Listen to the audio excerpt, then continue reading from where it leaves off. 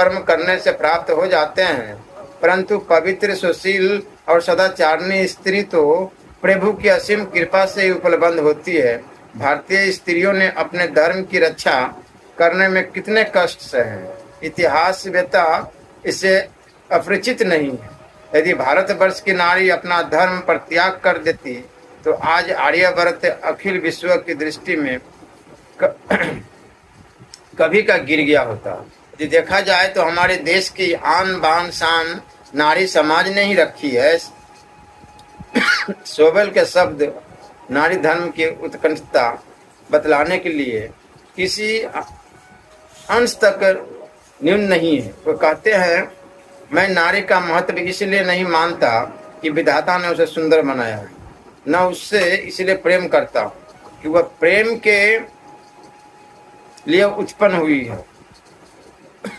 मैं तो उसे इसलिए पूज्य मानता हूँ कि मनुष्य तत्व केवल उसी में जीवित हो।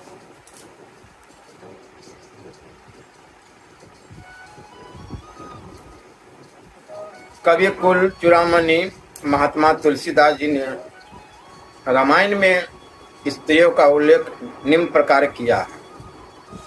जगपति व्रताचारी विधि अहि, वेद पुराण संत अस कहि, उत्तम के अस बस मन माही, सपने हुआन पुरुष जग नाही।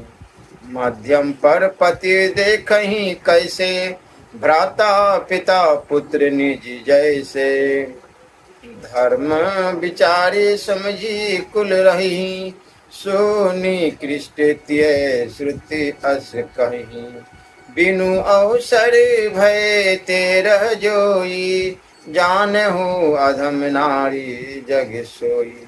नारी सृष्टि की उत्पादिका प्रतिपालिका है और कष्ट में सांत्वना देने वाली है और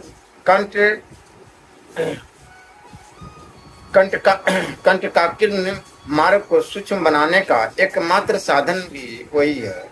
वह दाम्पत्य स्नेह सुख की सरिता का उद्गम है और अपने पति के दिवंगत होने के पश्चात जौहर रचकर देह का उत्सर्ग करने वाली हिंदू नारी की महिमा कहाँ तक वर्णन की जाए। हमारे यहाँ गागड़ी जैसी विदुषी नारियां उत्पन्न हुई जिन्होंने वेद तक की रचना निर्मित की है। पद्मिनी जैसी वृंगनाओं ने जौहर रचकर पतिव्रत धर्म का प्रतीक प्रस्तुत किया, जिसकी प्रशंसा में कविवर केसरी सिंह